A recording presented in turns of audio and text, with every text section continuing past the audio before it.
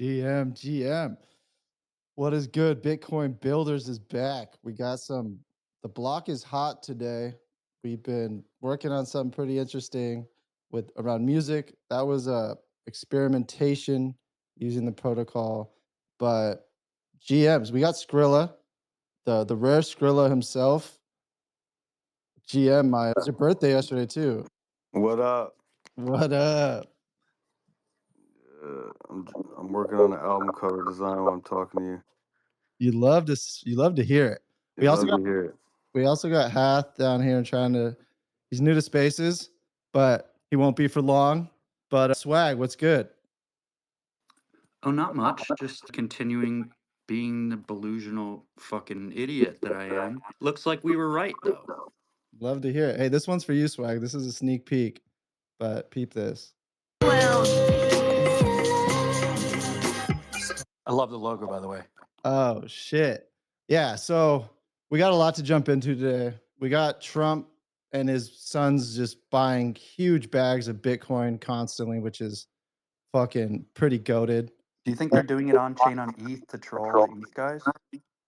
You know what? I just think that they don't care and just do stuff and they think it's the best way. And as long as they're buying my bags, they can buy it on ETH. They can buy this shit on Cardano, bro. I don't give a fuck. I think every time he buys Bitcoin, he gets just like a little bit taller. I don't know if you've seen like the videos, like he just gets like an extra foot taller and then like 10 feet taller.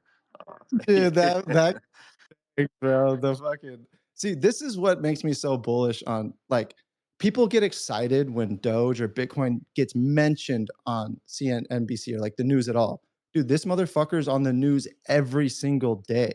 Like Trump token is like going to, and you think he's gonna allow like other tokens to flip him? This guy has the biggest ego in the world and is gonna completely just keep pumping crypto. Now like any project founder knows, like you put a token out, it's like, all right, it's all fun and games. And then it's like, all right, you got to grind this out.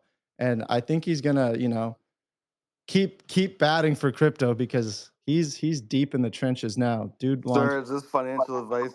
Bro, should I go buy Trump coin right now? Is that what you're saying? Dude, yeah, hold on. Let me get my clip unloaded. Yeah, I guess it's not illegal to say this is financial advice anymore. No, it always is financial advice, dude. It's like, all crime now, bro. Crime is legal. dude, crime token. Bro, these guys are going to get quite the awakening once they realize that deception and fraud as a means to get money is not legal. Bro, we're entering the era of such gray zone crime. We're about to get like deep fakes. We're about to get all types of shit. Like, dude, tax people, like these people that scam you on the phones are going to be AI agents too. So like, it's just a full scam. 2025 is going to be just everything's fake. It's all crime. But we got a lot of stuff to dive into. We got something that Skrilla, Hath, and myself have actually been experimenting with and, got around to publishing the white paper because we got proof of concept working. And it is something we call beat blocks. It's getting high quality generative music on Bitcoin. I think it's pretty suited to talk about on the Bitcoin builder space because, it's introducing a protocol in a way for not only visual artists to now release collections on Bitcoin, where it's been very prohibitive for musicians to get their stuff on chain because it's just extremely expensive. So we have figured out a clever way to mitigate those costs a bunch by some clever compression approaches and also just repurposing the repetitive nature of music. So, oh yes, thanks, Swag. Swag pinned the Beat Blocks white paper to the top. It's a really like high level conceptual overview. Curious if anyone, Dylan or Swag, have you had a chance to read it? To be honest, I haven't dived into it yet. Is my mic fucked up? Let me hop down. No, you sound good. I get I'm a getting bad an echo on my You side. sound echoey, yeah. All right, that's my shit. Thanks, dudes. One sec. That was to get the music playing in the beginning. 1 second. Let me mute and go ahead.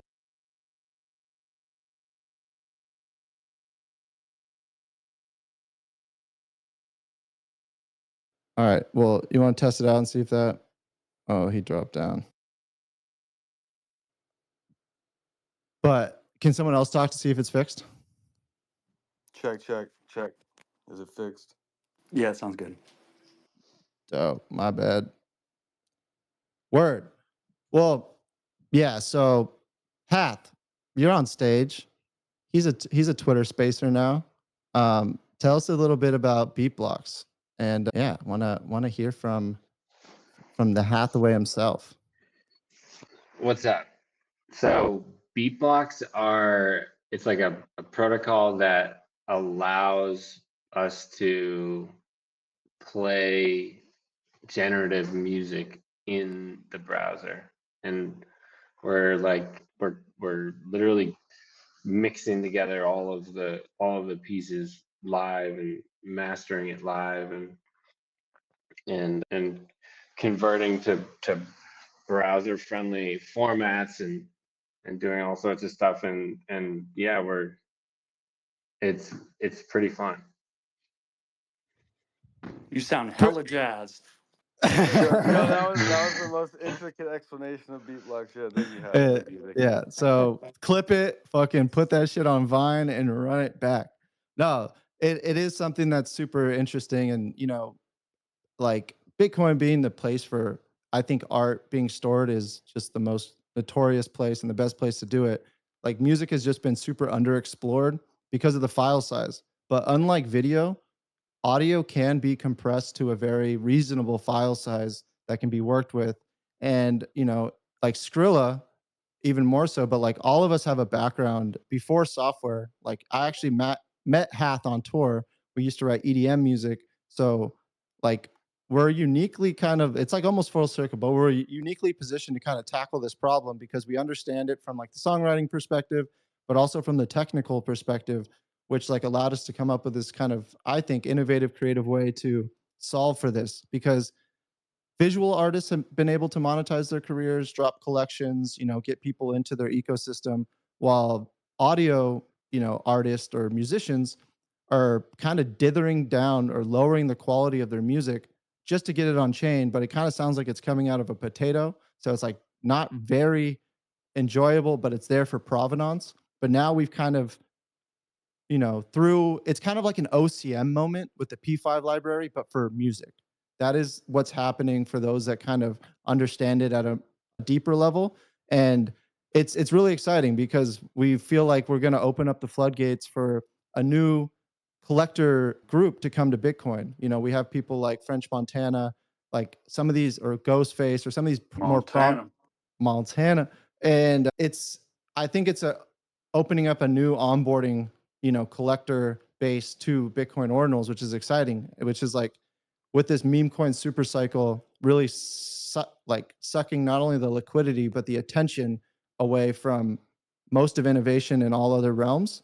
We're hoping and believing that like a breakthrough and kind of innovation like this can help, the enjoyers of collecting and specifically in the music. It's just no one's truly explored it. Jim BTC has done some really cool stuff. Kane has done some cool stuff, and we're excited to showcase like our thought process and approach to this to kind of help proliferate and kind of grow this. But yeah, Skrilla, I mean, what are your thoughts on all of this besides just making dope beats? Yeah, I mean, a couple thoughts are, if you wanted to make music and you didn't want to pay very, like, basically nothing to try that, you could take the stems that are being, any of the music stems that are on chain, and you'll be able to play with it and create a song for like super cheap. You can, because it's an open source protocol. um the actual creating of it, like, I made the async blueprints, and that was with async, and they did like a generative music collection, and their website went down. So for me now, I have to pin the IPFS and kind of manage that. With this, it's Bitcoin, so I think it's has a better shelf life than any other kind of data storage we have right now. So it makes sense to do it, in my opinion. And yeah, it's super fun because even like it's kind of a step beyond the async collection, where we were making layers and generating the layers out, which was dope. And async was like groundbreaking in that regard. Their work with dynamic pieces. And what we're able to do though is now the sequences also give a different output. So you have like, I mean, I don't know how many, but it seems like we have infinite amount of songs you could create just Yeah. off the music period on in ordinals, but even just with our tragic stems and sheesh pieces. Like we're putting a lot of stems and music that are, loops, 2 bar, 4 bar, 8 bar loops, that get stitched together. It's like Bunty was saying, like music is repetitive. It's a repetitive art, and if a 3 minute song, instead of inscribing that full, 3.2 megabytes on chain costs you, tens of thousands of dollars, you can now put that song on by just stitching it together. You can like, if it's like, say it's a hip hop beat, the 16 bars of the verse probably has like 2 to 3 different like kind of like bars you can inscribe that it'll repeat like 2 2 2, and then turn 2 will be different, and 2 2 2, and then maybe another turn is different, and the hook maybe is different. Maybe you got to inscribe like 4 bars of the hook, and maybe there's a bridge, and then you can kind of like stitch the beat together now recursively thanks to like Hath and Bunzy's technical work. Dude, yeah, and what's cool about this too is like it opens up the possibilities for musicians now to explore generative, because you can use this protocol to do like one full-length song at a fraction of the cost. But what's exciting now is like instead of just having one inscription, that we've seen the power of having a collection size for like visual artists to be able to sell out at a reasonable price to their collectors. Musicians can now do that on Bitcoin, where it's like you can generate a 10K easy, like with our experimentation, like we're in like Trump token market caps. You get like 20 billion combinations of like possibilities of these arrangements, allowing for the collectors to get unique versions of like you know, and that's something that's special. Like musician or like music heads are like kind of different. They're very tribal, and like, you know, like vinyl collectors I think will get it. And like it's going to be exciting because if you look at it from a monetary perspective, this gives artists a way to monetize their career, because like Spotify doesn't pay much. People think that it really doesn't. They're the new kind of pimp that just like is the record label that takes a majority of the pie. And then Well, now, most of the money you make on Spotify anyway is going to be in the first like few months, and the record kind of like that's when like all the promotion and marketing's mhm. happening, the plays are happening. The plays still, if it's a good record, the plays will still come, but you have way less plays. Yeah, and what's interesting there is like now the radio stations used to be in bed with the record labels to get the record plays. They'd be like, all right, play this, and then we'll monetize it. All right, now play this because we own this one. Spotify's the same thing with their playlists. Like they cut deals to get into these playlists that get exposure, etc. There's a whole, it's kind of like the music industry has always been like flooded with all these kind of issues. But what this gets at is like for independent artists, you can now generate a collection, say 1,000. People can get exposure to their career like early, and say that artist takes off. Now they kind of fractionalized their, and we're seeing it like tokenizing attention. Like say you fucking bought a generative collection of like, you know, I don't know who's been like a very kind of big pop off artist of like, I don't know, the Old Town Road's the only thing that kind of comes to mind right now. It's kind of a boomer of me, but like, say you buy a generative collection of that and the song becomes extremely viral.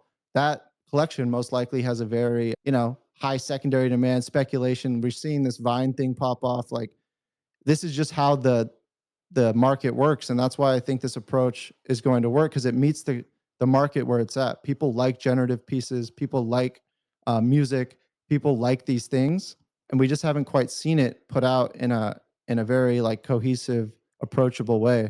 So yeah, Dylan, thank you. I'm just rambling over here. No, this is really cool stuff, man. I'm wondering, like, does it work with like recursive inscriptions or something? Like you can like lay. That's actually a huge part of it. Yeah. So yeah, back to like the OCM moment, like this is, you know, we believe like the audio version of the P5 library, because recursively we're doing a lot of decoding and in like of very highly compressed audio files.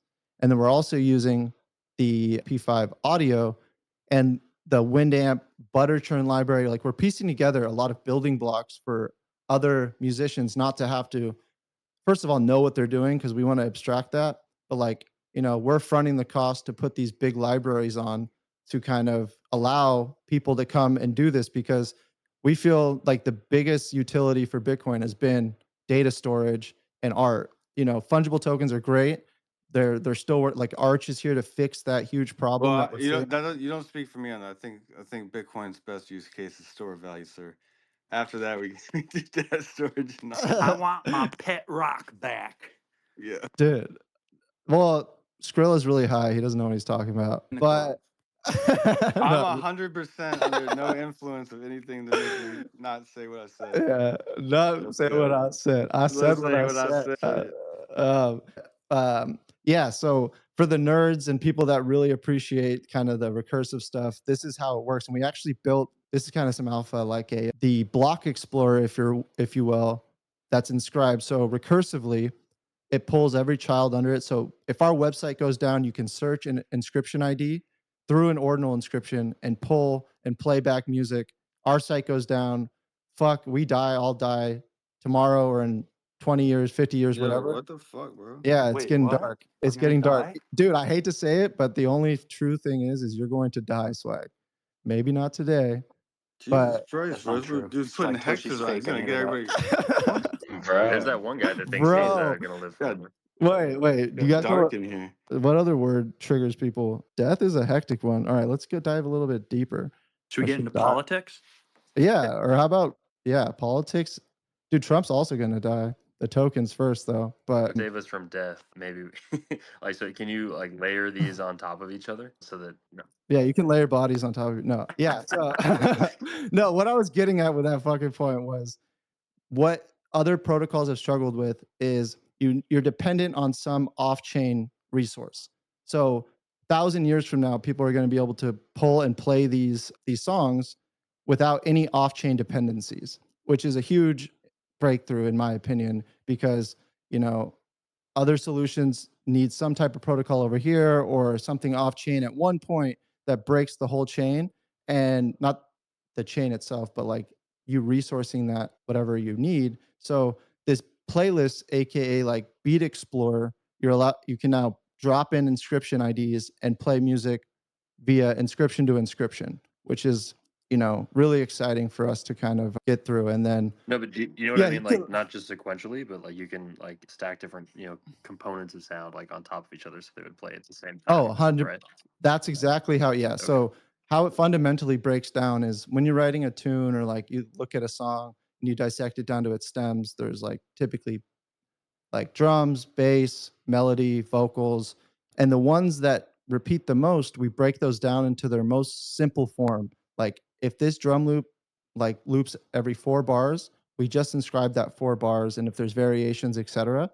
And then you break them down to their little Lego pieces, if you will, and then you give it to the protocol, and the JSON acts as like a sheet of music, and the browser builds the song back like Legos. Like, all right, put this inscription here, boom, boom, boom, and now with the compression that we're using, like it's able to seamlessly loop all these stems back and stack them, like you're saying, and fill out the mix and play it back in high fidelity. Because where the struggle is right now to get a 2-minute song on, you have to break it down to like a very, very low quality.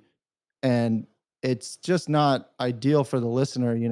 But what's also exciting about this is like it allows artists to remix and do things like you can't upload remixes to YouTube or Spotify. They get DMCA'd, but you can't fuck with Bitcoin. You can't and this is where I'm excited is like people remix, like artists can put their stuff on Bitcoin and no one can fuck with it. It will live there. No one can take it down, and it's censorship resistant. And that's like where I'm excited of like this peer-to-peer type of file sharing approach comes back similar to Napster, and people can start downloading and doing some really cool stuff with the music being on chain. So it's it's something I'm super stoked about. But yeah, does that answer your question, Dylan? Yeah, so it is it's I'm excited to get this thing out. We've been working on it. The white paper's up. Keep an eye on the chain because we have a lot of cool stuff coming onto it. We're just kind of letting the chain speak for the project, and like not really leading with a bunch of hype and hoping that people can kind of just see it for what it is. And we just were on a phone with Charlie Spears too, who's like a musician in Bitcoin, and it's cool to see like other musicians like see it, because it's more a unique little niche, but music is quite large globally. So That was my we're little excited rabbit hole about it. during COVID. I just learned the guitar, and yeah, man, it's like something special about making a sound on purpose. I love it. Damn. Hell yeah. No, it is cool. And like where I'm excited about this is like, for all the live events and stuff, there's some interesting things we could do with it. But yeah, if there's anything else I didn't touch on, Hath or Skrilla, or if anyone else wants to pop up and has any questions or works on music, because there's a lot of us have other hobbies, like I've been getting so many DMs of people like, dude, I fucking produce music, and they've been sending me some insanely good stuff. It's crazy. Like, so it's gonna be exciting, and especially with apps like Sono and all this stuff, like generative cool, but like there's also this component of people being able to now write music with AI and make beat blocks out of it. And like I'm really curious to see how people take this and kind of, do some interesting shit with it. I think this is like really awesome from like the ground up, creating more music in like a pretty unique and generative way. And I'm also wondering like, I don't know. I have a friend that I guess works at a talent agency. Talks to me regularly about like, hey, how can we tokenize like people's assets? Mhm. And so like if you have an artist that already has an existing collection, it sounds like what you were saying is it can be pretty expensive to maybe like store all these, you know, to store all the songs like on chain, right? But Oh yeah, yeah. and so like I wonder if there's a way to, I don't know, maybe we'll see kind of both sides, maybe like the grassroots people creating new music using beat blocks, and then maybe also artists that already have like a following trying to tokenize, and like if they, I don't know, I guess maybe there's been some back and forth about like should people be doing any of this stuff on Bitcoin, but like I think obviously we're in the space because we think it greater provenance and gives it like the best chance to be around for the longest amount of time. And so that would, like, if I was going to be giving a pitch to an artist, I would say yeah, definitely consider, at least consider tokenizing it on Bitcoin. um, but just being honest, I think the tools and like where the accessibility for other people right now, at least, it would make it easier to sell like for them on like Solana or something.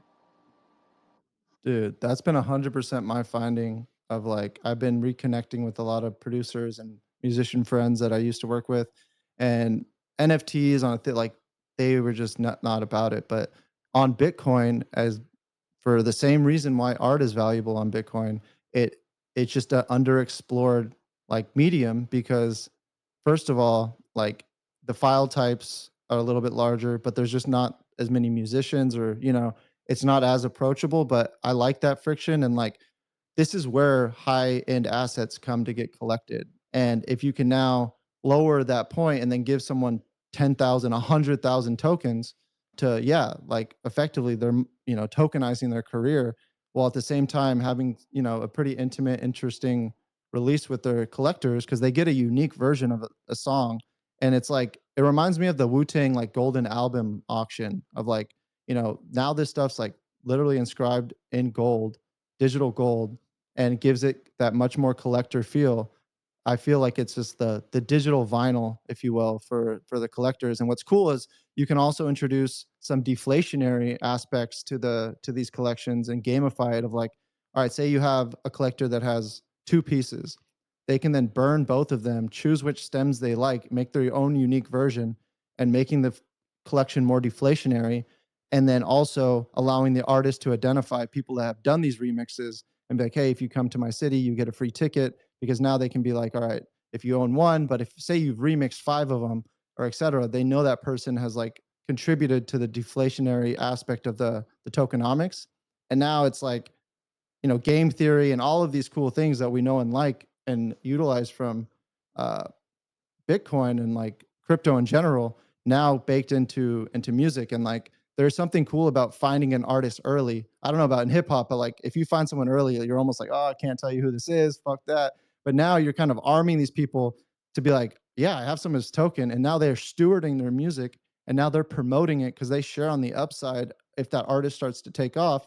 Now it's like, then that's the flywheel any independent artist needs. They need like street teams of like really passionate people sharing their stuff, or they have to sell 50% or oftentimes more of their career to go through a fucking label that just ends up chewing them up, spitting them out, telling them, hey, no, we need something a little bit more catchy, and not them But then they doing what. also rinse your fans too. It's like you get Yeah, leveraged so that that's a they great point. can start pumping and selling merch and stuff. And like, I don't know, I've seen it just leave bad taste in fans' mouths, my mouth included.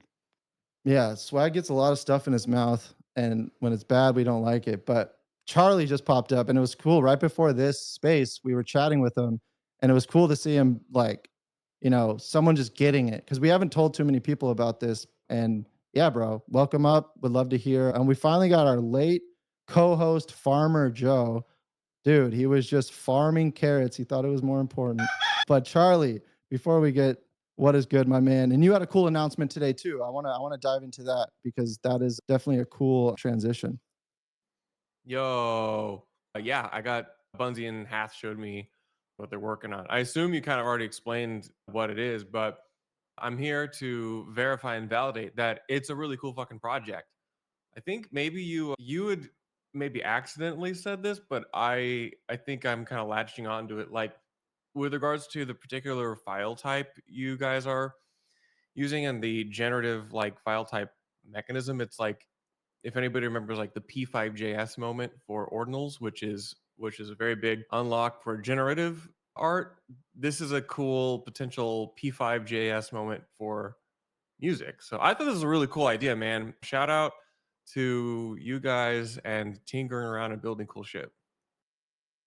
Yeah. And for anyone that doesn't know, FIFO's got he's got a bunch of libraries that he updates and has on his Git, has the inscriptions and stuff linked if you're looking to do some P5 stuff.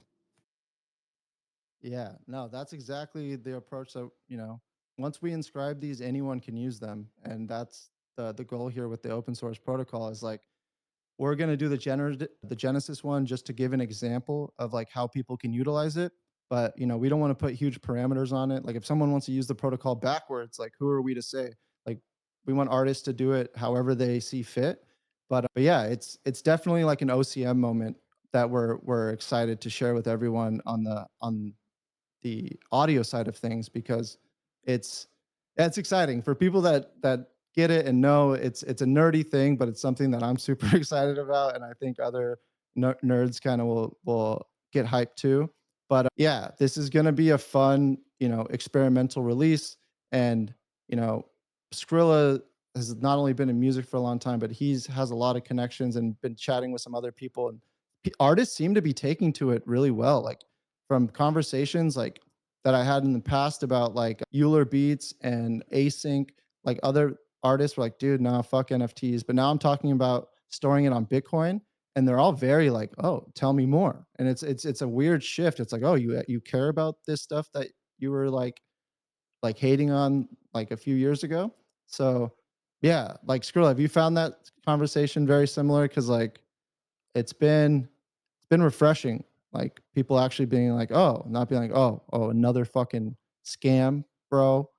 So it's pretty cool. But we also got Bitcoin audio up. Is this Kane on the decks or what? No, this is No, it's V rad. Bitcoin Audio. That's Yeah, you can rad. call me Rad. Bitcoin What up, audio. What up, Skrilla? son? What up? Peace. Just wanted to give a shout out to y'all. I definitely read the white paper. Appreciate what y'all are doing.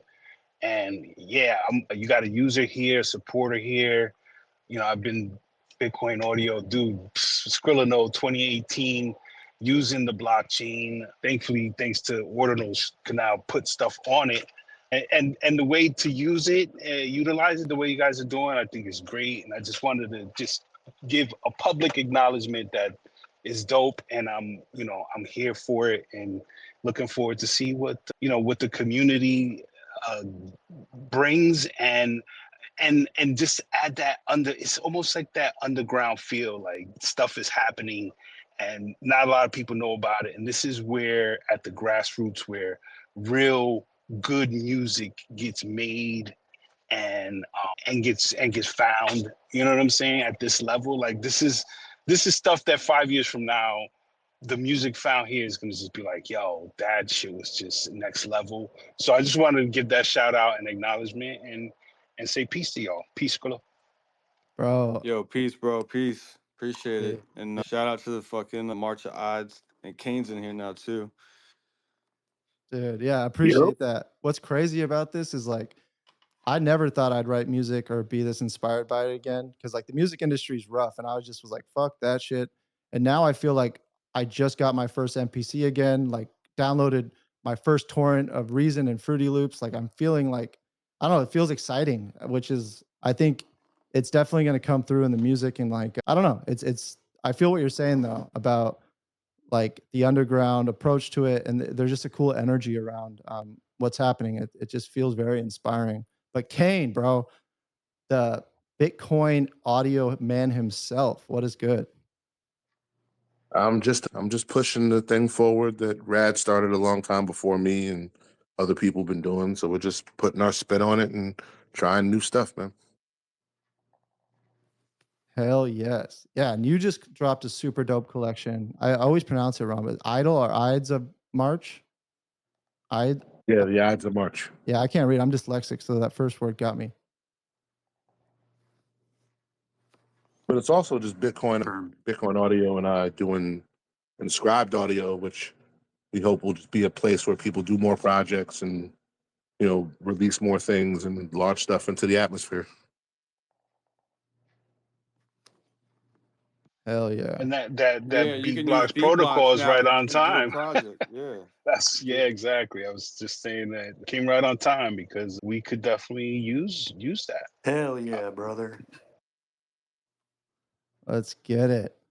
Yeah. So, for those that want to check it out, it was pinned. I think this is a different library. Let me put up, or someone got that. But yeah, for any musicians, feel free to hit us, any us up on stage. Like we are more than happy to, start sharing more about this with you. We want to get everyone involved. This is more of a Bitcoin protocol level thing.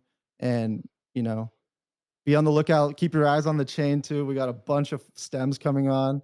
Maybe we should play some leaks, some little teasers. I got some funny edits, but yeah, we also got the Panda man himself, man that just knows how to AI and fucks with generative work all around.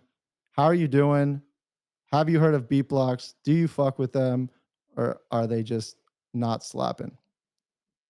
No, I came up here to fun. Yes. Hell So, yeah, dude, we're brother. Let's mooning, boys. get We're it. mooning. We got Spud. Let's go. I I just like I look at this stuff and I can't understand why people think like Bitcoin native assets have any future at all, right? Like it's on Bitcoin. Like why would anyone On want that? chain Like bozos. that serves it makes no sense. Like, could someone explain to me? No, but seriously, yeah. Like, I want to use the protocol.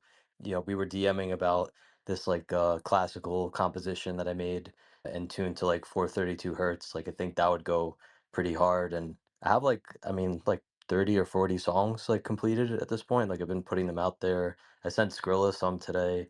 There's a bunch on like SoundCloud. But yeah, I mean, put everything on chain, right? Specifically Bitcoin, right? Because nothing else matters, on a long enough time horizon. And anyone that's like saying otherwise, like you should just block them immediately because they have no idea what they're talking about. Dude, preach. No, this is gonna be so cool because I'm looking forward to Need a collaborating. generative panda collection with Exactly. music, bro. Panda's back. Recursive.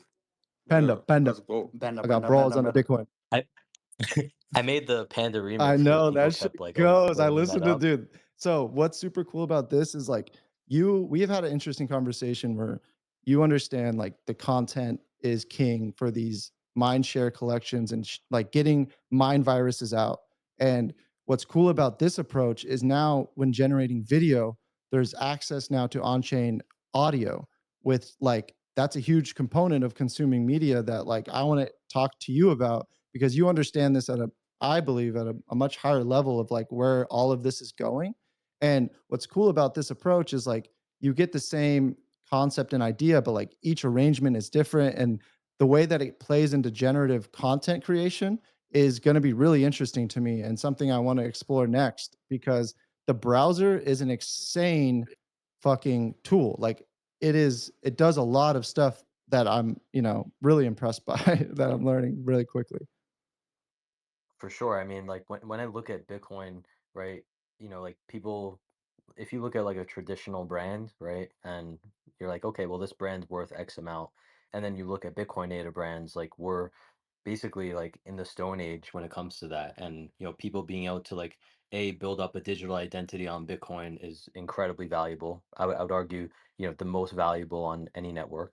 And then being able to like, you know, have other media and like creative stuff like backing that, I think is also like just incredibly valuable because people can then leverage that in perpetuity, on chain, which is basically what every like movie studio, record label, like all these like like creative powerhouses, they're looking for the next Mickey Mouse. They're looking for something that, like won't get canceled or get a DUI or, beat their wife and is just there and immutable, untouched, forever. And I think the more people like build around that, obviously like through recursion and through, parent child and like all these things, like give you the opportunity to like build a legacy like in public on an immutable public ledger like Bitcoin, which is just unheard of, right? Like people should really be like going all in on that. Like I see people like change their PFPs often and stuff, and it's like, even I was listening to like the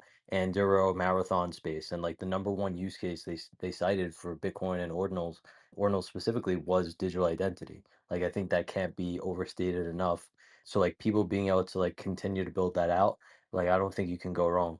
Dude, yeah, I'm excited to nerd out more with you because we've chatted, I think, for the first time like 2 years. Or I don't know. It's been a while, and you've called out the trends as they emerge, and really excited to see, where this music ecosystem, and I believe this opens up a new paradigm shift for where how artists write music. Like you go into the studio, you're like, I'm gonna write a single, a mixtape, an album.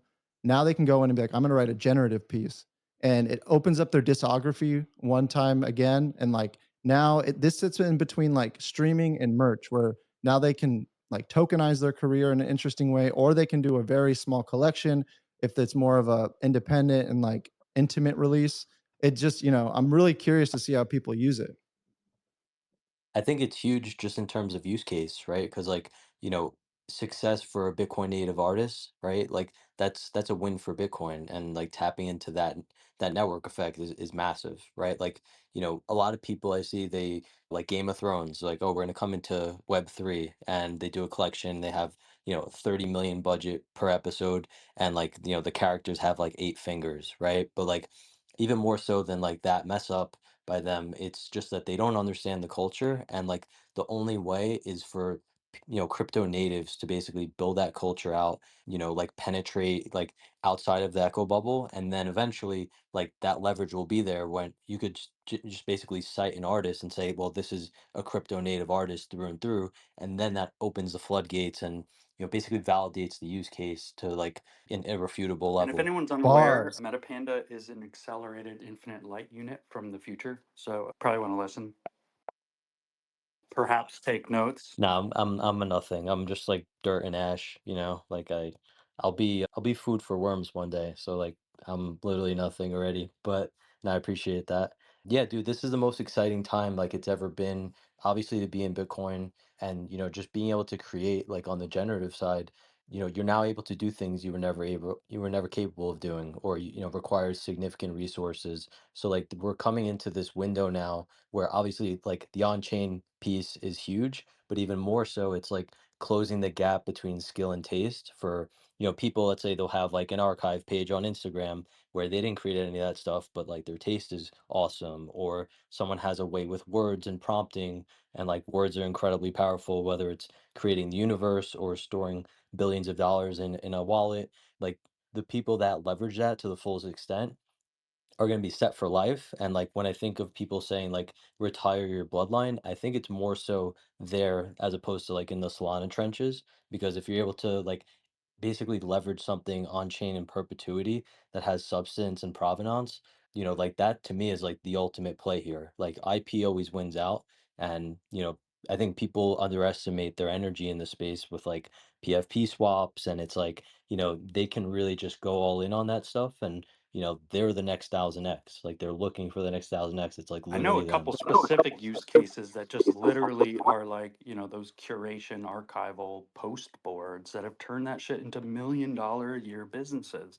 And that's within the same subset of like a subset of a subset of a culture.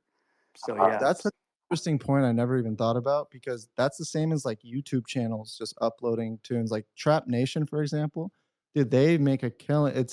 See, this is why it's cool talking about this in public and building in public, because like I never even thought about it from that standpoint. That's super interesting, just from like the curation side of the And they're archive. literally That's just taking it and reposting it essentially. And most of these guys are reposting the same shit over and over again too. It's just like The same thing, resurfacing even and on pulling on Telegram. the nostalgia strings, the culture, and just, culture jacking. Telegram also, like there's like the same five schizos posting the same content. And then, even if you look at like VTuber clips, there's people that will just take VTuber clips and upload them, or, make split screen TikToks. And obviously, like we've been building out Constro, like our AI system that'll be going live this year. And like that'll basically enable like not just Bitcoin native assets, but like anyone with a 3D rigged avatar to like really just cook to like an insane level. And yeah, like I think when you look at like, VTubing and streaming, like they get the highest engagement, right? Trump basically just used streamers for his campaign. And Kamal had like $1 billion, and Taylor Swift, and all these like woke people.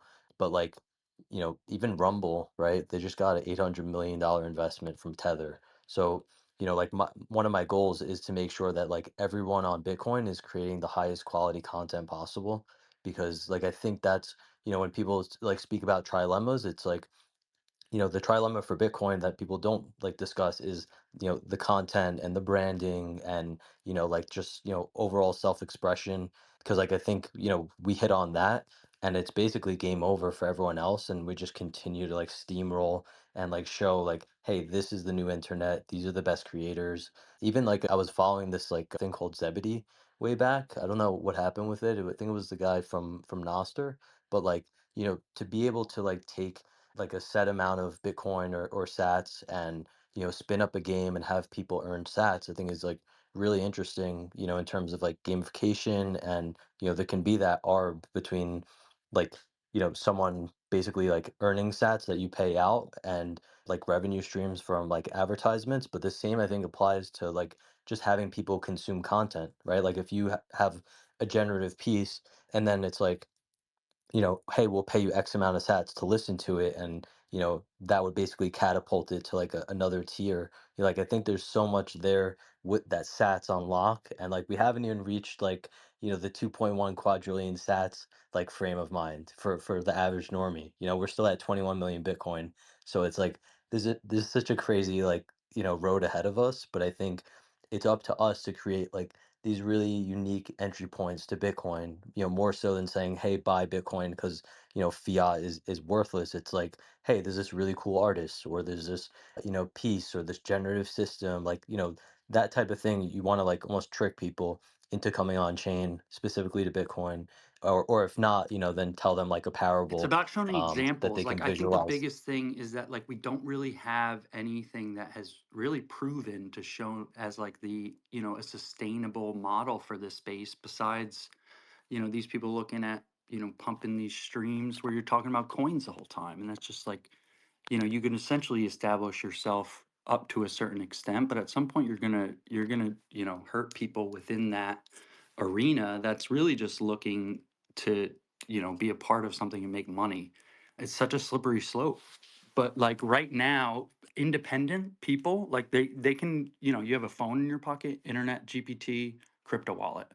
Like you can literally figure out how to do anything if you're savvy enough.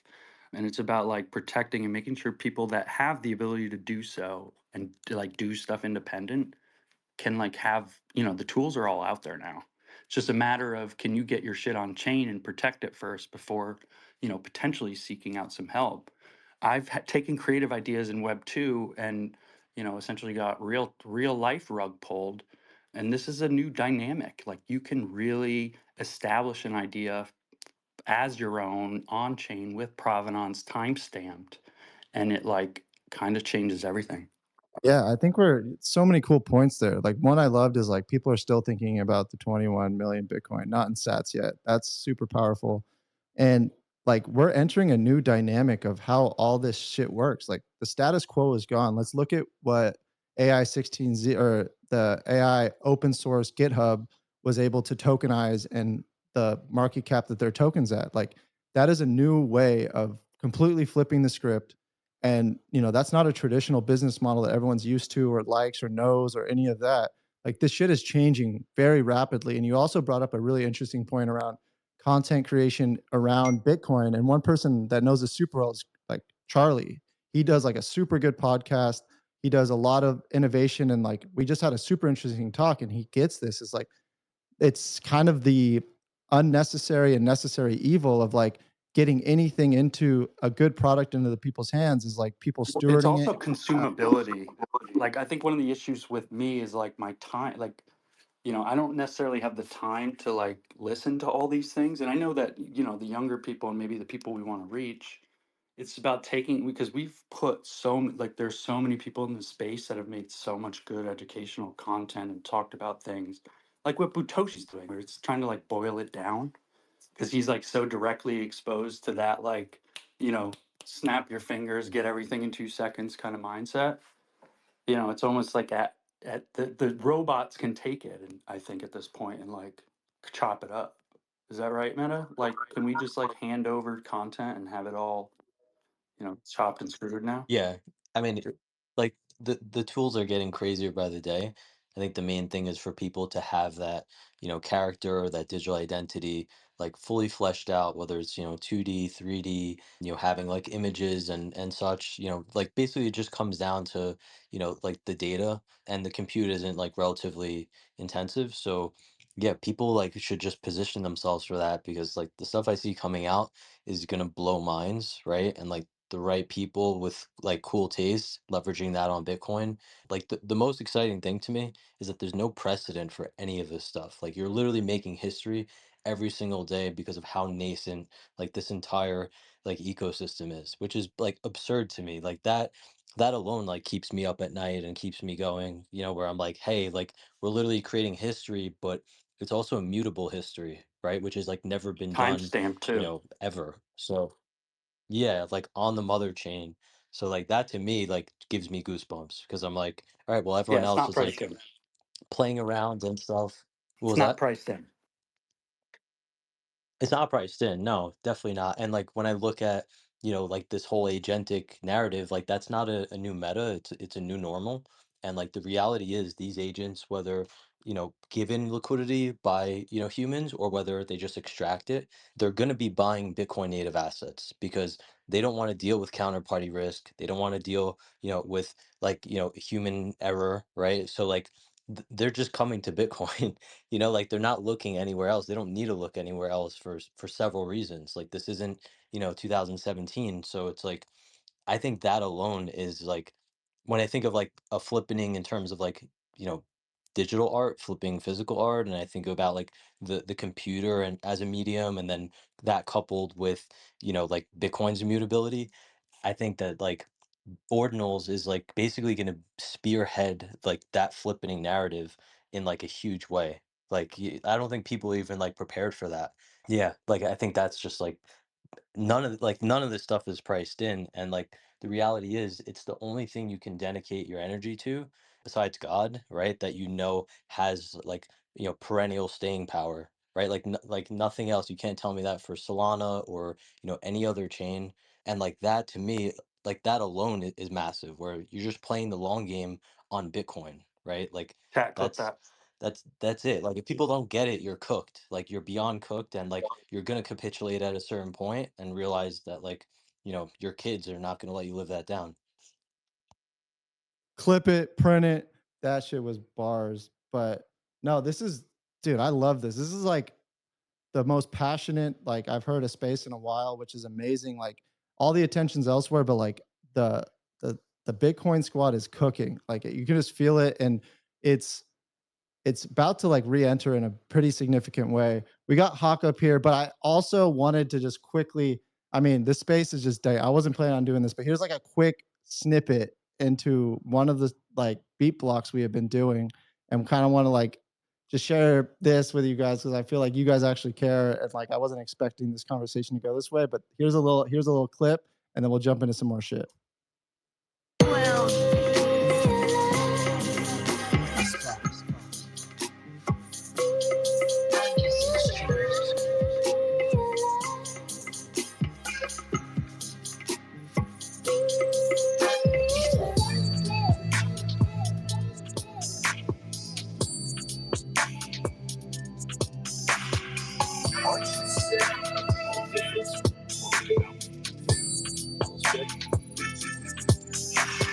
Blizzards and badges and tall. Jack and traffic and mall. Low bumps and puppets and sacks. The ones erupted in cats.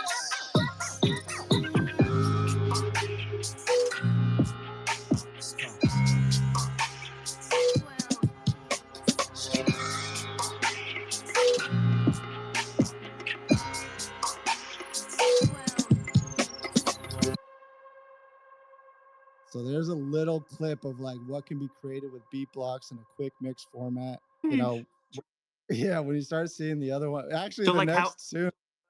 So then, how would Go you ahead. like put that into an inscription? So Just in that is like an dumb example terms. of four. That's an example of four different possible generations. So though, like each one, you would get that song in its entirety. So that's just like a quick mix of a random four generation, just a quick snippet it.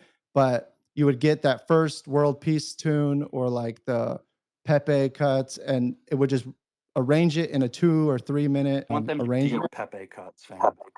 Yeah, wait till dude, Skrilla's been cooking on the vocals. It's super dope. It's like this is one of the coolest bodies of work that I've ever worked on. It's like it's everything. It's like from technical, from the like I said, the best comparisons, like the OCM P5 experience that everyone saw. We're bringing that with the audio compression and the generation that the decoding is doing. And yeah, just really excited to see how other musicians like are. And I felt like this stage was appropriate and like to play that because I feel like everyone up here is, you know, deeply embedded in the creative side. And, you know, it's cool to see like stuff like this, talk about it with people that care about it because a lot of people claim to be collectors, et cetera. But, you know, I feel like right now we're surrounded by the realest ones. But speaking of collectors and flippers, we have Hawk, and I also want to go to see Spears after. You just announced a really cool Damn, event. Bunzi. I thought you were gonna introduce me that way. I'm like, damn, Yeah. I'm here. No, let's go, dog. Sorry, I had to join a little late because I had something going on that went too long. But He was tending. yeah, He was tending to his animals. just doing a bit of puff stuff, and yeah, it's on Slingshot, it's on Moonshot, it's on Vector, it's on basically every single application out there that allows you to buy tokens, Ox Fun, you name it, everything outside of a centralized exchange. Of course, I know the questions, but runes are coming there as well eventually. But Hawk, what's up? Oh, damn. All right, there we go. He just jumped off and on.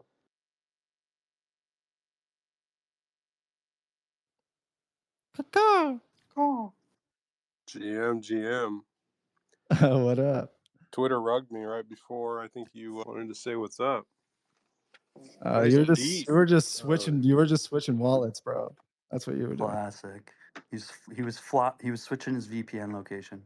I did do that right before we hopped on. What's up, guys? I feel like I'm like 3 days behind because I feel like shit still. What happened? You didn't get an airdrop you thought you deserved? When airdrop, give airdrop. Actually, no. Everything the last few days has been better than I thought I deserved. No, I've been No, it sick always since is. Friday. Oh, really? Damn. Sorry to hear that, bro. So, I was laying in bed when the Trump coin launched, and I was like arguing with people that it was real. But like as I was going to sleep, I was like, "Oh, I'm too sick to get up and go to my main wallet on my computer." Rip. See, we got the dedicated trenchers, dude. Yeah, It's look at fucking this shit. sick, and he's still Hawk like shows up plugging his every like, single fucking buy day, Trump, even buy if my his back. computer is downstairs. Oh my god, dude, what are we farming now, dude? I got the Jupe airdrop. I got 3 Jupe, so that wasn't that sick. But what's the next farm, dude? I'd be looking at Eclipse as far as chains. Bear chain's probably too late. I mean, obviously everyone's like excited about Bear chain. Are you as bullish as everyone else is? On Bear chain? Yeah. Yeah, I'm bullish on stupid. Like, yeah, I'm not saying Bear chain's stupid. I don't know how to say it. Like Bear chain is Shiny like new thing. puppets level, like stupid cult times 10. And that's like a Bullish. compliment to puppets, right? That's a Like, huge organically, compliment. That's the nicest thing you've organically ever. that Yeah. big, you think? Like that's all? Oh yeah. Yeah. I Sick. mean, Okay. Smokey's been doing great shit for years, building up the hype. All right. I'll And get the so yeah, I'm peripheral bullish. tapped in a bit more. Thank I you. just don't think people are like, oh, I'm gonna hurry up and do some testnet stuff. That's not gonna get an airdrop at this point. I think most of it's gonna go to NFT holders of all the 74 different, Bear chain related NFTs that have launched over the years. But Word. Well, Charlie, you have this conference that you just announced. I was looking on your Twitter. Let's hear more about it, and then we have to give Farmer a proper announcement because he's right. That was just not didn't give him justice. But Charlie, let's hear about it, bro. So I'll make the shill really quick because I let you guys chat about the meat of the Bitcoin builders. But yeah, I mean, I have a media company with a couple other guys in the Bitcoin space, Colin and Will, Blockspace Media. We do Bitcoin industry content, mining, tech, culture, whatever. We're independent. And we did a scaling conference at Fidelity Digital Investments last November called Op Next. And we talked about a lot of software proposals, technical discussion. And the thing is like, there's this like the PFP, like the cat people out here on Twitter, and that's really fun. That's a fun like dimension of the new culture on Bitcoin. But like a lot of the Bitcoin devs like don't like the conversations are kind of siloed. There's a lot of PTSD from all of our disagreements over the years. And there's not really like a venue where these people kind of come together and it's okay to like revisit old questions and put forward new ideas and to talk frankly about them. And so that's what we did last November, and we're doing it again this year. And it's now a biannual conference. It was hugely successful from a technical and a branding standpoint this past year that MicroStrategy reached out to us. And so we are doing our conference in April at the MicroStrategy HQ. Same kind of thing. We'll have a little bit of a different audience because we're trying to bring more miners and institutions and investors in. But we're putting good developer discussion and developer ideas, proposals out in the forefront, and hopefully something productive comes out of it. Like we want to get the various stakeholders together. The institutions do not have that many touch points to the developers, and the developers don't have that many touch points to the Bitcoin mining industry. And we, as kind of a small little independent media shop, can bridge the gap. The three of us and the rest of the Blockspace team, like we cover kind of everything, and we're able to get enough people in the same room and let them talk. We'll just make sure that the programming is productive. And, there's a lot of people who've tried to do this kind of thing over the years and failed. So it's ambitious. If you study Bitcoin history, you can see there's a lot of epitaphs of people who've tried to be like, well, let's try to get people together to have like technical discussions. But we think there's a new era in Bitcoin. And we think that as we position ourselves as a kind of cross-domain industry for Bitcoin expertise, we can at least attract some eyeballs and get some good discussion going. So anyway, yeah, again, it's more technical, but if you want to dial into like the Bitcoin dev scene and talk to maybe more institutions and miners, this would be a good conference.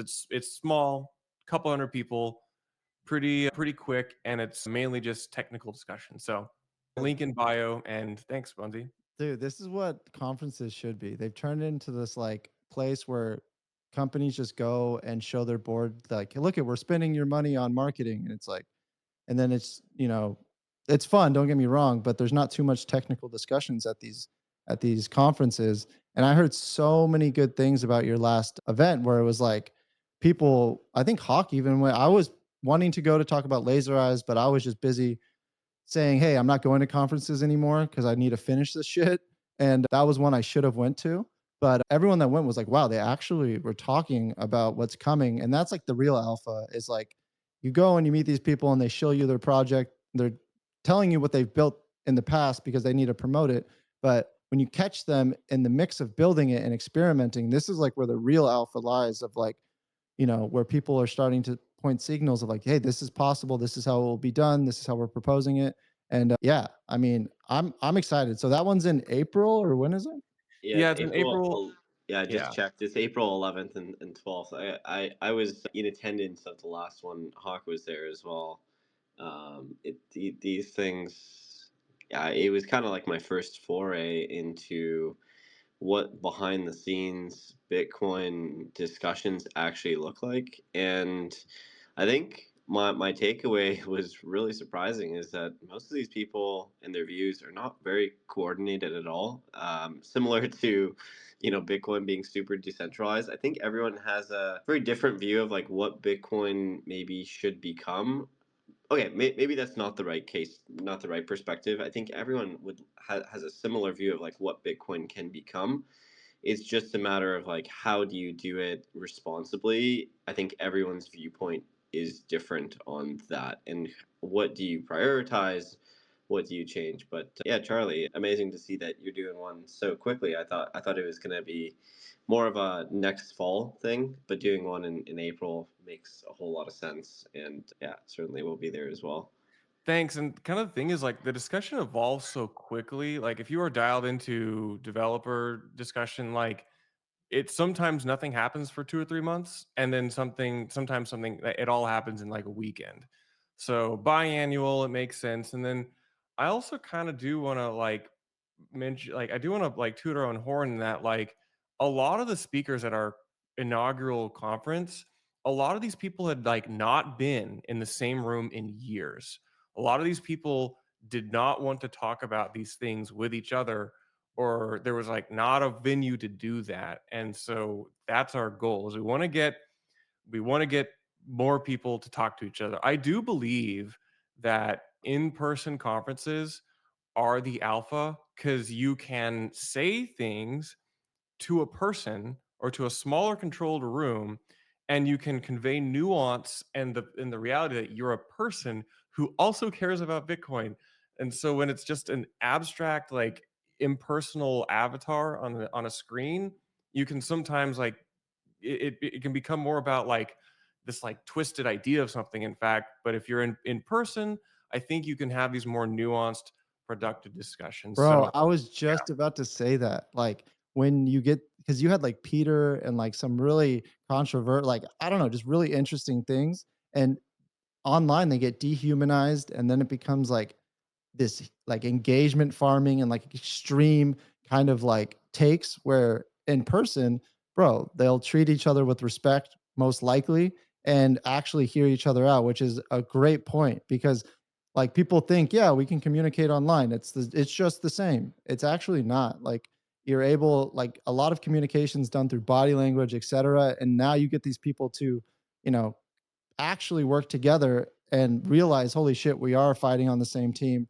We just like these dopamine hits of people calling us out, or like we're getting more engagement, and it skews their original conversation tremendously, which is really crazy. But dude, that's a really cool point, and I'm excited for it. I mean, yeah, casual, just like micro strategies, a part of it, like not a big deal. It's not macro strategy, so it's not that big of a deal, but it's micro, so it's cool. But yeah, no, this is a really cool effort. And this is what conferences I think should be. And the other one should just be parties. Like say it for what it is. Like, dude, you're going, and these companies that just raise a bunch of money that have vaporware have open bars, and it's amazing. Like, let's keep that going. But Farmer, the man himself, has the best overalls in the game.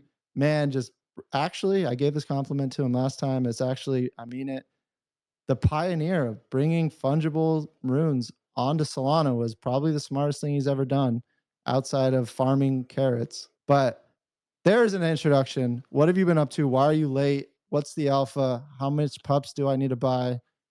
What are we Yeah, doing? I mean, look, it's been a really entertaining last few days where we've started to get this like infighting about like runes are an absolute failure, like they're a waste of time to focus in on and so forth. My takeaway to that is like you're missing the plot here. Like, is as simple as it gets. You know, one, a token standard that works like Bitcoin in a UTXO based manner, I think is, you know, I would say more elegant, because if it works with Bitcoin as a core asset on Bitcoin as a chain, then you technically have the capabilities to bring these tokens to anywhere Bitcoin already is. So if you're solving the problems for Bitcoin, you're going to solve the problems for runes as well. Whereas if you start to split off tokens into, you know, alternative meta protocols and you know, bridge in, bridge out type of solutions, or decentralized indexers with teams that have their own internal ambitions, I think that's when you start to have maybe, you know, more of a risk that one party has too much control over a token standard. You know, it's the Solana Foundation. You know, the token standard for Solana, an SPL20 is tied to Solana. The token standard for Ethereum is tied to Ethereum Foundation itself as an ERC20. All of these token standards, you know, by default, I think should be open source. And Runes is one where it's open source. It's not by any team that is trying to build an L2, L3 scaling solution.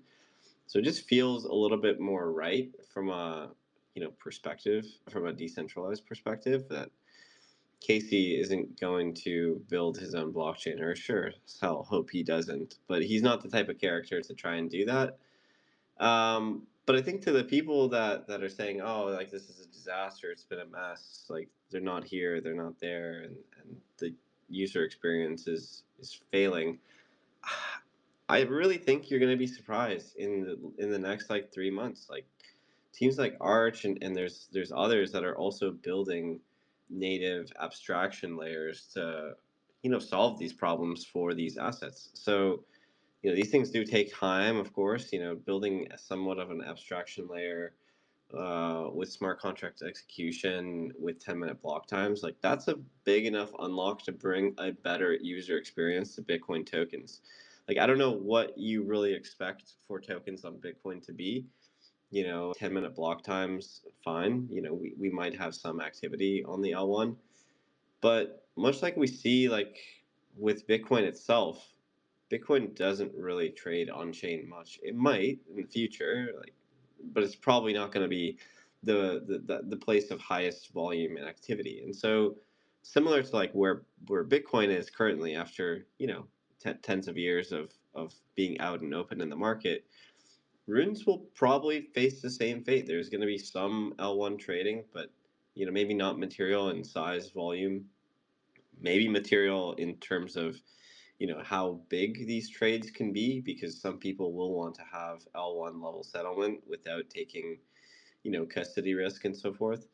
But, you know, Bitcoin now trades on Ethereum as a wrapped asset. It trades on Solana as a wrapped asset. It trades on centralized exchanges, which are the best L2s of Bitcoin we could ever ask for a single, like the best app chain in theory, centralized app chains, if you want to even call them that.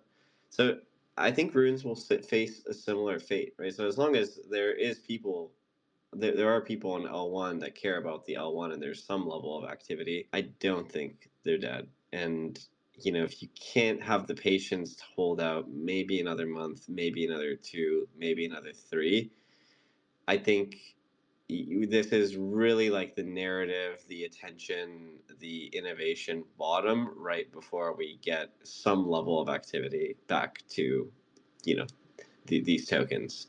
Um, yeah, I just think there's so many like positive catalysts ahead that if you're really like that bearish right now and saying that you're flipping to ordinals, well, look what happened to ordinals over the last 2 days. If you did that, you're probably down 20%. So look, it's not a runes tech failure or not. It's just the narrative to come to Bitcoin is not as sexy as going where all the hot money is. It's a long story short. Bringing sexy back, hopefully. No, but this is, yeah, I think the people that are kind of staying true, building here, like everyone on stage. But wait, Bunzi, I actually wanted, because this is a really good topic point, and I know Dylan actually commented that he wants to chat about this. So one of like Udi's comments more recently was like, "Oh yeah, Bitcoin builders shouldn't even be launching Bitcoin based tokens." And to some point, I do agree. Look, I think once you get things like trustless bridges, then fees from L1 activity, user base, whatever, Bitcoin derived fees can come back to something like Solana, where you can stake your assets and claim your fees, or trade these assets in general. But Dylan, I wanted to get your take on this as well, because it's been a really interesting discussion to see kind of transpire. I understand Udi's view, but I also understand like the counter narrative. So I wanted to actually hear where you stand on this. Is like, should Bitcoin builders launch runes like Liquidium did, for example? Maybe there is some like seamless bridge to Sol, for example, where you launch your token on Solana to get it trading, and but it functions on the L1, much like a lot of these L2 tokens on Ethereum are traded on the L1 and used on their L2s. But wanted to hear where you stand, Dylan. Yeah, I don't know. I have my opinion on it, but I feel like I sound, I don't know, almost dangerously close to like the toxic maxis that were like, no, you have to build on Bitcoin because it's good or something. Like I definitely think if you want your token to be around as long as possible, you should build it, on the mother chain, and then you can bridge it wherever you want to go, for more programmability or speed. And I don't know, like in the meantime, like we're shipping hard to try to improve the UX. Like we're, launching like DCA, by the end of the month, with native Bitcoin. But like, what are the on ramps for this kind of stuff? And like, do you need to start with USDC, right? Like that's not on a runes standard. Like maybe you can just start with Bitcoin and you can DCA into other runes. I Yeah, I think it seems like maybe it's Solana's moment, and maybe even some of this stuff will be more like the UX will have improved so much, like in the next like 4 years, maybe the next cycle is like people realize, okay, we built all this other great stuff elsewhere, and people have like this thesis that it'll all be built on Bitcoin, but it just takes more time. I don't know if it's 4 years or if it's like a month. Like I think I don't know. I was playing poker with some ETH friends the other day, and like ETH maxis, and I brought up the dangerous topic of like, am I just in a little bubble here that's like Bitcoin and Solana, like those are going to be the two like best performing networks and assets this cycle, and they're kind of like losing on both fronts. And yeah, then they didn't like that I brought it up, so they kicked me out of the poker game and in the group chat, so that sucked. But no, I mean, I think like Solana's going to definitely in my opinion, beat Ethereum on UX. Like, I don't really ever want to use Ethereum again if I can avoid it. And but it's not going to compete with Bitcoin on money. And I think it's important for us to have fungible tokens on Bitcoin and to try to build up an economy that is really dependent. It's like very Bitcoin centric, right? Where you can use PSBTs, or you can maybe use some layer two scaling solutions.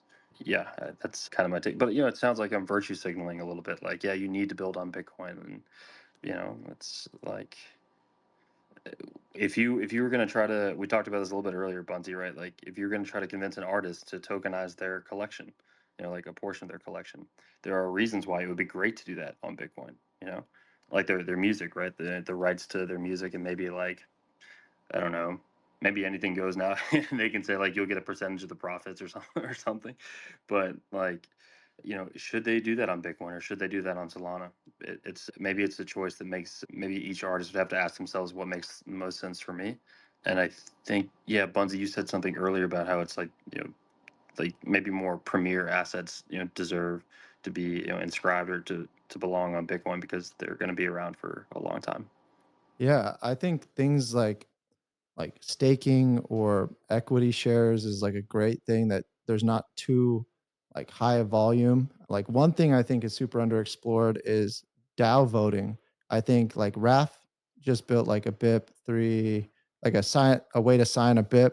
And I think Bitcoin's great for voting exercises because it's slow. It's, voting process is slow. That's just what it is. And, I think that it's a really clever way of utilizing it, and hard assets like collections, I think, is a great place for it. Yeah, art being like the premier real solid tried and true use case for ordinal theories thus far. I mean, the fungible tokens obviously are really cool, but I do think it has some maturing to do, and I think Arch Network's going to like really assist there, and what you're doing is really going to assist with kind of, just the complexities and it's not nearly as good as Solana or ETH. Let's just be real. And like we need those things, but the security that we get from it is amazing. So I I just think want to it's call out one. I just shared up top. He just shared a new piece, Hats, if you're familiar with him. He has a collection on Bitcoin already, but he has been working in the background creating an auction platform for on-chain auction platform, English auction style. Everything happens on chain. I've been helping him test it in the background, but it is like this is exactly, he wanted to create something that was not only gave him the ability to set the stage and design the room the candles in, to take some words from Virgil, but to also contribute something that allows artists to sell directly to their collectors without having to have a marketplace that a lot of the times it's like, yo, we'll help you market this, we'll do this, we'll do that, but at the end of the day it's not. I haven't felt that from a market, and I've auctioned on a lot of them. I've so I yeah. love to see this shit. No, that's dope. I love artists that, don't conform and kind of like see All a trustless. friction There's point. nobody that has to send you the asset. Yeah, he Nice. gave me access to it. So like I have the back end side where I can actually create the auctions. I've just been giving him some feedback on stuff. But yeah, essentially any artist can non-escrow, not have to send out that piece that they want to sell. Yeah, There's a literally peer-to-peer minimum. offers. I There's think Raf just put in Yeah, the offer offers stuff in, changes yeah. the game too, for sure. Yeah, no doubt, no doubt. That's I super cool invited stuff. him to pop up. I don't know if he's able to join, but Yeah, fucking for sure. yeah, Love to hear more about. he lives this ethos every day. It's kind of just been in a hole. Hasn't really been talking about it much. Bro, who hasn't been, bro? We're all we're Yeah, all in oh this. We're one, all very oh one deep, just dude. We're sent us all like, into the basement. dude, yeah. I mean, haven't been on site in a while. It's pretty bright, not too interested, but yeah, I mean, oh, Hats just requested. Oh, yeah, I mean, pretty much open format now, unless Farmer has any topics because he was late. We might veto any of the things he wants to talk about, but No, always it's all open to good. it. It's all good. I was listening in just a little bit on the music on Bitcoin. I think that's really cool that you guys are inscribing libraries for people to use. But yeah, that was the last thing that I heard. But it's all good. Yeah, open format, no hands. Run it back. Bourbon in the trap. Hats, what's good? What are you cooking, bro? This art looks fire. Something about peer-to-peer trading as Cooking no well. Love to cap. hear it. Cooking all hats. Yeah. Swag just messaged me and said, "Come up here and speak." So, yeah, cheers. Firstly, yeah, a lot of people up here follow a lot of people. His artwork I really respect as well, and building. Yeah, the hats, the House of Hats thing is just. I'll try and be succinct, but it follows on a lot from like trying to keep a lot of the Satoshi mindset, and not just pandering to the whim of what is seemingly a race to the bottom with a lot of marketplaces. I've been in art for a very long time, fine art for less, but more street art for a long time, and done the graffiti scene in the UK and the DJ scene in the UK and whatnot. And moving into Web3, like I saw the way that everybody was kind of acting, and I don't think that it's like translated very well. And I think people want new solutions. So I worked. I got nearly got scammed essentially trying to find a dev to help build something with me, like really badly. Like this guy nearly scammed me, and then one of the references that the scammer wrote down was like a legit Ordinals group, and then I knew one of the dudes in because I'd worked with ZK on some OMB stuff, and Tony and I go back, and so I got hold of this guy called Miyamoto, and he put me in contact with an actual dev. So it's like really serendipitous. But like I've ended up working with this guy, and he's fantastic. And we built like this platform. Just the idea is it's very simple. It's a really, really simple auction platform. I'm not trying to like reinvent the wheel. It's an English auction system, and I wanted somewhere to exclusively sell my work. And then I realized like maybe there was just a chance of like a few people, if they want to use it, they can use it, and we can grow the pie. But ultimately, like, why would I want to take fees from that? It's of no interest to me whatsoever. Like, I just want to continue making great work and try and like push the right type of mindset and narrative in the space. So yeah, it's kind of really simple, really. Like, you know what I mean? I could go on about it a lot. I wheat paste a lot and spray a lot. This piece I actually just put up recently in the southwest of England on a wall, which I really loved. And then I was like, you know, the inscription kind of matches up with that a bit.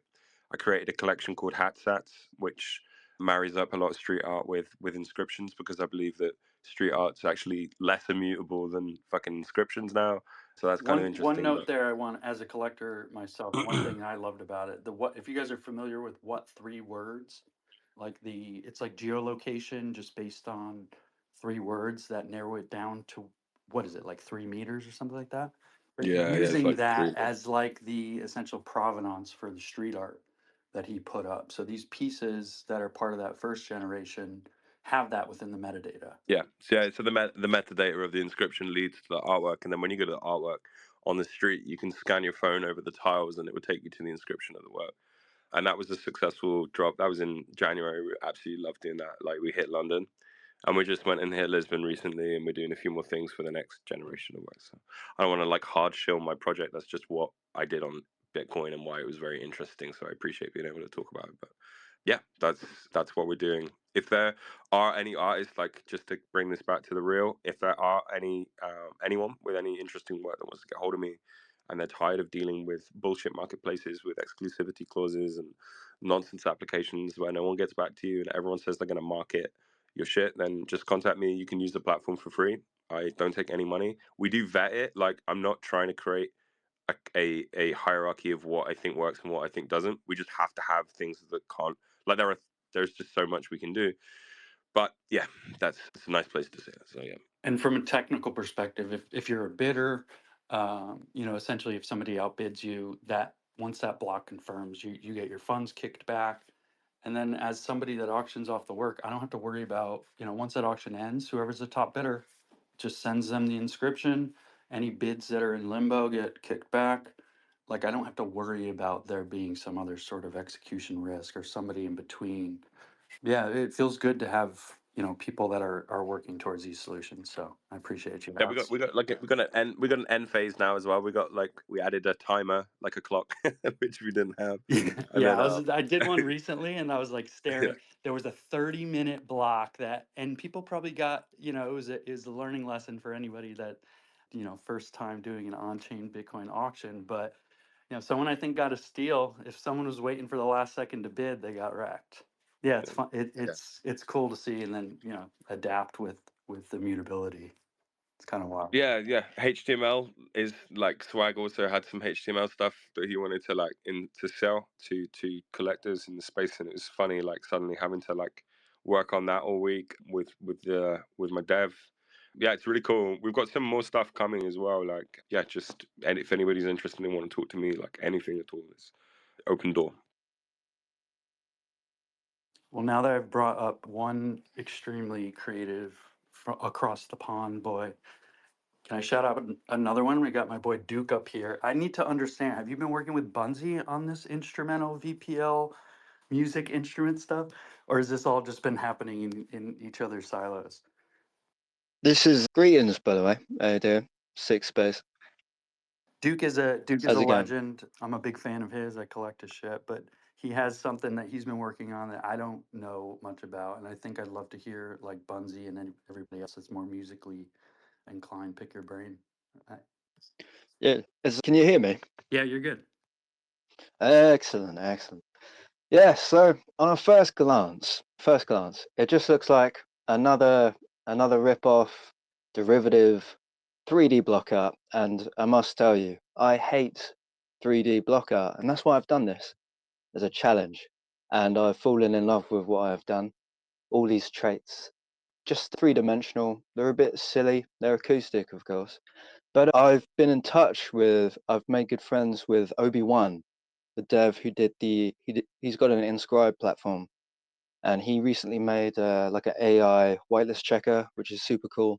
It like scans your wallets to see if you're a cheater or not, and that's the criteria instead of like holding any specific thing. But no, Wait, is we've that hooked real? up. Yeah, that's a real thing, and that's actually happening on the 25th, and then he's gonna go, and then we're gonna start working together on this. But we've basically got it all figured out. They're going to be, so these are not only PFPs, but they're going to be interactive, like stomp boxes, if you will. So you click them and they'll have a little animation and they'll play like a random music note, and it's going to be done recursively and with PJ5S, which is awesome. So I'm assuming it's a kind of a first of its kind interactive PFP collection. I feel like there's so if you haven't actually inscribed it yet, have you played around with Bunzy's beat blocks slash what he's been cooking here? No, I have not, but I've had a quick look at it, and that's very cool. But it's going to be along similar lines. But I'm thinking I'm going to be inscribing my own audios and with comedic lore and such, instead of just having like basic, like, oh, this is some piano that someone else has. No, I kind of want it to be a bit more unique, a bit more something that you can't get anywhere else. But yeah, it would be like that. Yeah, no, that's dope. I mean, what we're doing is just at like a protocol level of like the capabilities of getting higher quality and full length songs. So when you go to the stage of like inscribing some of these tunes, you'll find out that you have to like dither it down a lot or like lower the quality to get a large segment of music, say even a minute. It gets quite expensive.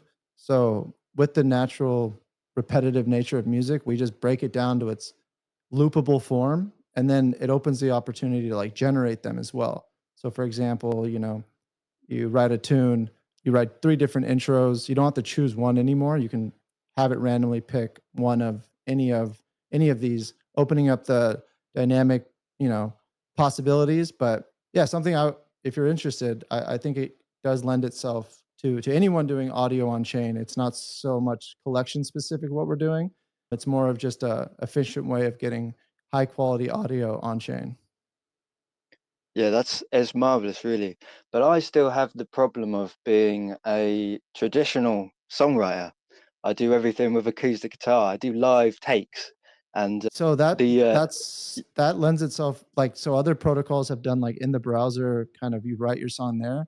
This meets the artist where they're at. So you can record those stems, and you're going to need to record the audio of them and upload them at one point or another. So you're not writing, we're meeting the musician where they're at. You could use any tool you like your Ableton, Pwrd, like any place where your synths, your guitars, and then when it's done, you're uploading that. But I'd be happy to dive deeper into it if you have any questions. But by all means, like this, who knows if I'm not saying this is the best, or this is just a newer way that we're experimenting with that is like from our end, from proof of concept, has shown us a really interesting way to get generative music on chain. So yeah, dude, but it sounds pretty that dope what sounds you're doing. yeah, that sounds right up my street. Because this year I want to get back into more writing and recording music and actually publishing my music. Because the goal was always to do that on Bitcoin, and I know now it's possible, and now I know it's even more possible. It sounds like Bunzy's Yes, sir. application is where I'm going to be burying my ears. Yeah, I mean, there's a group of us. It's me, Skrilla, Hath, and this dude Shower Shoes. And this is an open source protocol. Like, we aren't the cops here. We're not telling people how to use it, how not to. We're just providing people with like libraries. It's very similar to the P5 Yeah, moment Bunzy's not that, a cop, he's oh, a Fed. it's true. I just can't deny or approve that right now. But it's basically we're just inscribing the tools like the P5 library that OCM did. It's a very reminiscent, similar moment where we're kind of giving people compression library and a lot of cool stuff. Like if you're familiar with Windamp, but there's a lot to dig into, and be happy to jump on a call and kind of nerd out with you, because we are in the ideation slash we're about to put out the experimental proof of concept, like the Genesis beat block here pretty soon. And yeah, it's more input from creatives and like how they see it, how they think about it, because we want to make this thing at the highest protocol level, where what that means is it's, anyone can use it as they see fit. And we're not determining things or being too deterministic at a protocol level. We're just providing, builders with some guidelines, if you will, and similar to like the BRC20 standard, to kind of like implement and get music on chain. Because one cool thing we did too is like we built a beat explorer similar to like a block explorer, where you can now recursively map through and play music where you don't need a third party website. You kind of get this playlist like effect. And there's like visualizer after deep diving and reverse engineering the Winamp player, kind of the nostalgic Winamp player we all knew and loved. There's this library called Butter Churn, which is a super small library that we also added to ordinals for like audio people to use to visualize their stuff, because it's a big component of this market. It's a very visual market, as we see with Go On Magic Eden. It's all visual, and we're hoping to really introduce a new medium, that being audio, which has been super prohibitive because it's been super expensive. And like you inscribe one file and you only have one asset.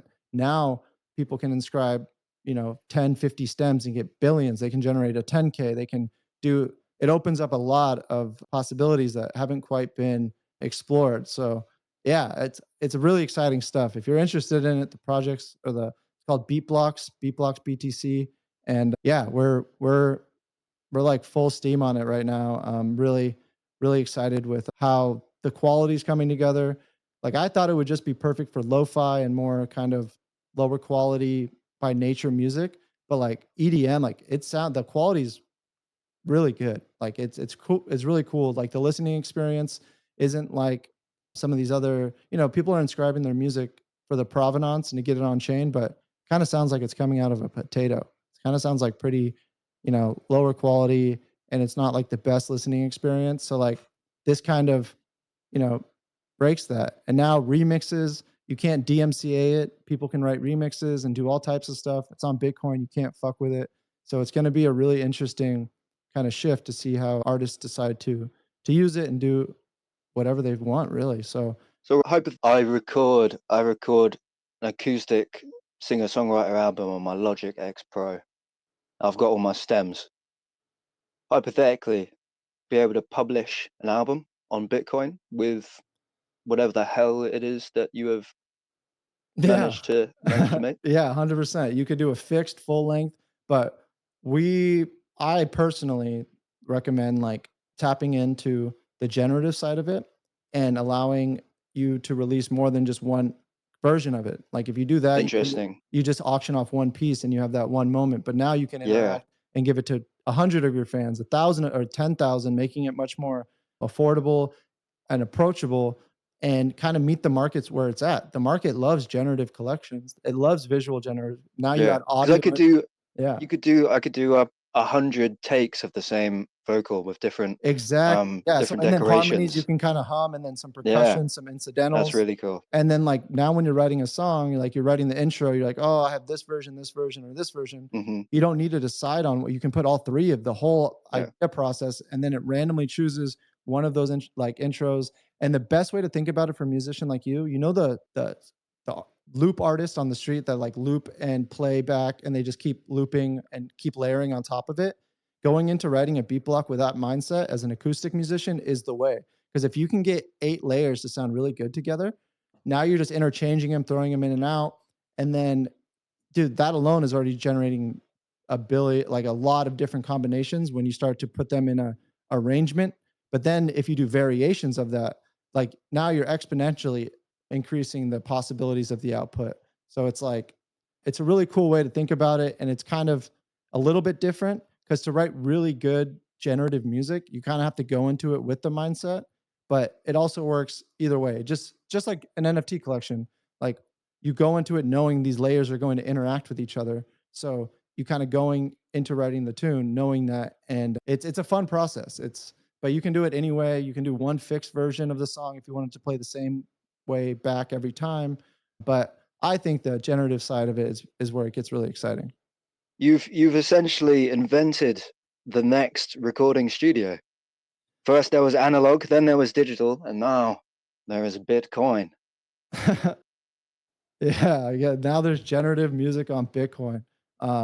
Yeah, no, it's gonna be cool to see how the art community responds to it. And yeah, I mean, we've been cooking. Me and Skrilla brought this up to him. Like we've been chatting about this for months and noodling with it, and like even with Hath and Shower Shoes, we've just been like keeping us up at night of just like how do we get this? Because visual artists are, you know, able to monetize their career and do really cool stuff for their collectors and bring, you know, culture and, you know, their work on chain. How can musicians do this? Because, you know, it's something that is, I don't think, highlighted or explored nearly enough. So Mm. yeah, from the support of everyone, if they're into it, like, you know, we're just grassrootsing this protocol. It's pinned to the top. If you guys want to read it, read the white paper.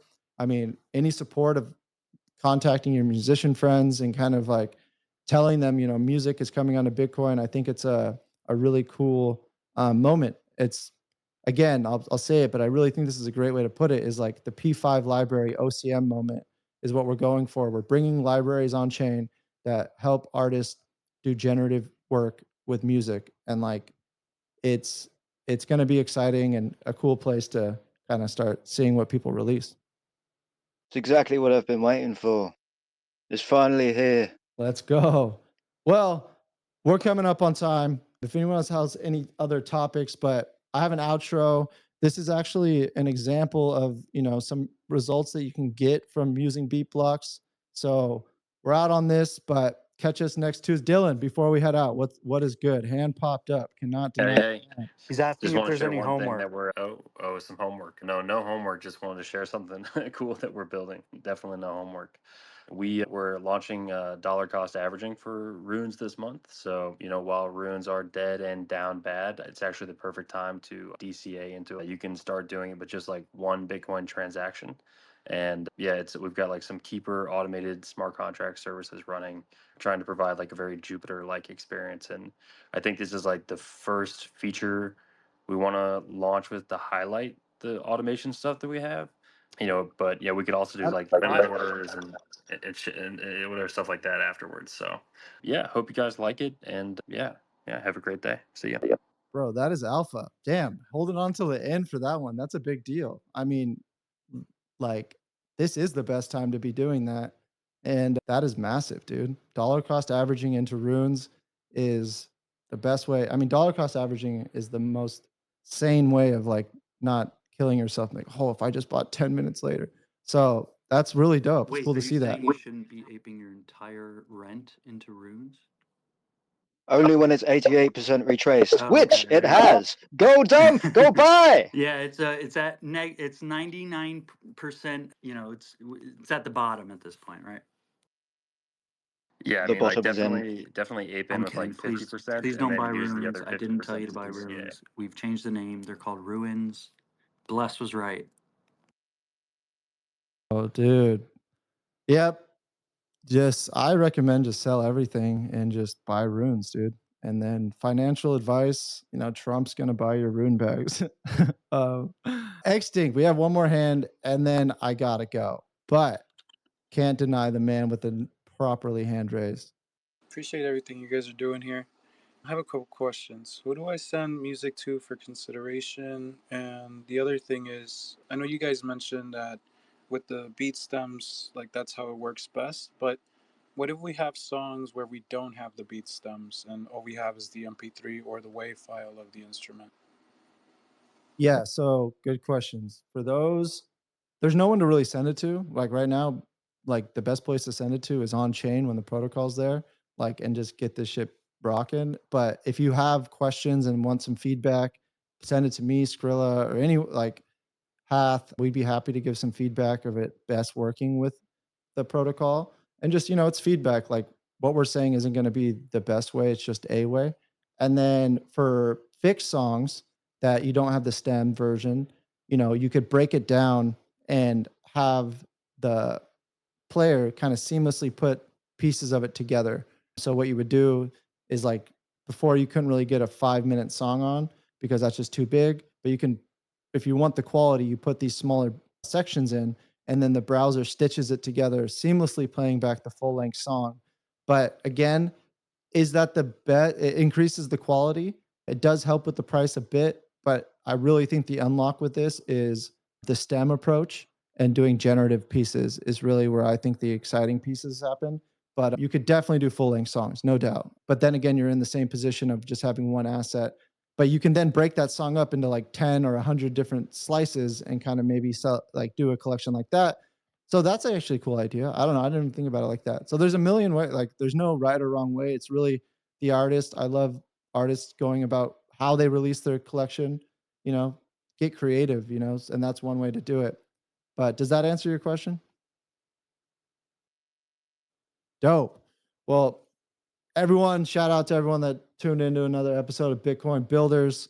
I'll play an example of some shit that got generated. We'll switch up from different ideas, but next Tuesday, Thursday, we're going to run this back and appreciate that everyone that tuned in. We'll catch you next time.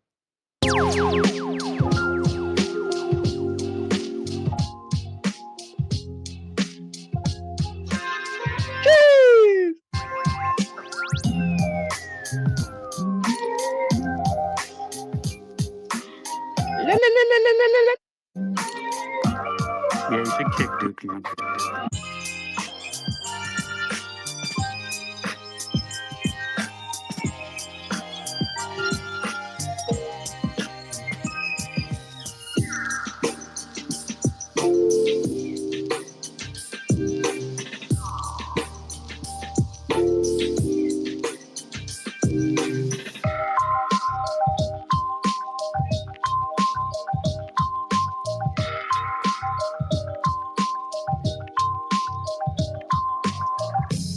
I can feel it all the time. I can see it in my mind.